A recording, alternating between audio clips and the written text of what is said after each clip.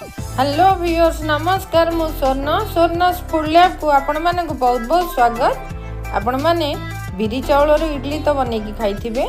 आज आसंतु गोटे unique idli बनैबा jar ना है बुट इडली।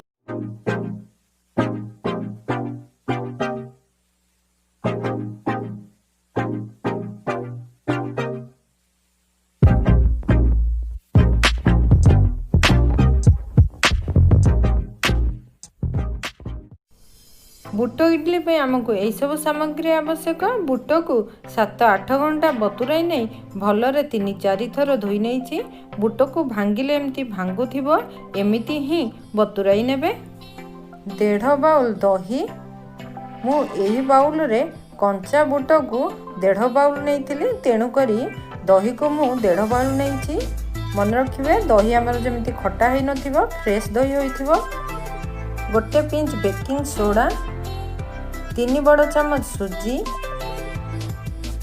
अदा, कंचा लंका और गोटे पैकेट इनो।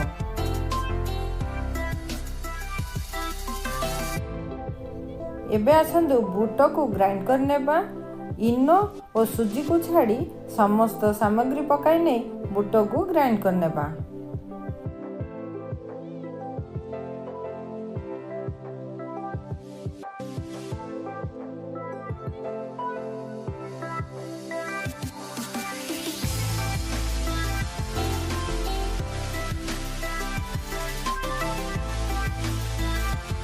ये देखंतु एमिति ही ग्राइंड करिवे, एतिकी थिकनेस ही रखिबे आउ एमिति ही दरदरा करी ग्राइंड करिवे, बेसी चिकन करिवे नाही।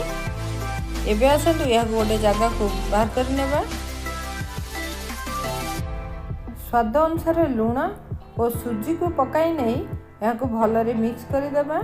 एमिति भलरे मिक्स कर साला परे कवर करी नहीं 15 ରୁ 20 मिनिट पर्यंत रेस्ट करबा पई छाडी देबा। फल सुजी आमर बटा होइथिबा बुटरू पानी सोक कर नहीं टिके फुली जिवो एवं इडली बनैबारे सुविधा हबो। ए देखंतु एमिति ही भलरे मिक्स कर नेबे।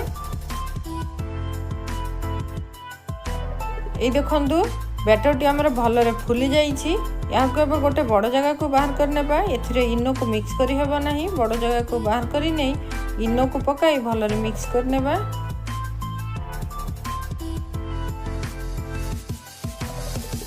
बैटर को एमती भलरे मिक्स करनेला परे इडली स्टैंड रे कटन साहाय्य रे एमती रिफाइन तेल मारी नेबा। फलरे इडली बनीगला परे आराम से बाहरी आसताए। मु हे इडली को स्टीमर रे बनाउछि, आपण माने इडली छांचरे मध्य या को बनै परिबे। तेल को लगाई नेला परे बैटर को एमती स्टैंड रे रखि नेबा।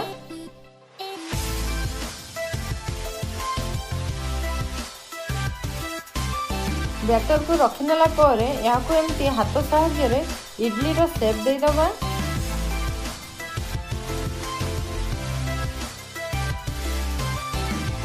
स्टैंड दुईटा हमर रेडी हो जाई छी। असंदे बे स्टीमिंग प्रोसेस को दिबा।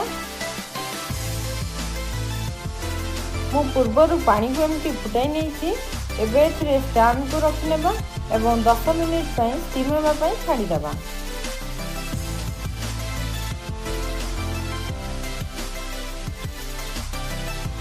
ये देखंतु हमर 10 मिनिट कंप्लीट हो गलानी। देखि नबा इडली गुडी को हमर केमिति बनिछि।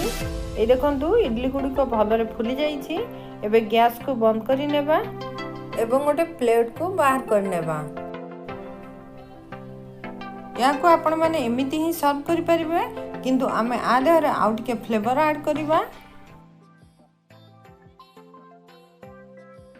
वर्तमान गोटे कड़ाई बसाई नहीं गैस ऑन करी गोटे बड़ चामच रिफाइन तेल को पकाई नेबा। रिफाइन तेल गरम हो गले एथिरे सोरिष, सुखला लंका, भृषंग पत्र को पकाई नहीं भलरे फुटाई नेबा। फुटी गला परे या को इडली ऊपर दे दबा। एमिति करिबा द्वारा इडली रे भृषंग पत्र रो फ्लेवर बहुत बढ़िया आसी थाए, खाइबा बेल को बहुत बढ़िया लागि थाए। ए देखंतु मो देखाई नउछि इडली हमर केते सॉफ्ट और स्पंजी होई छी।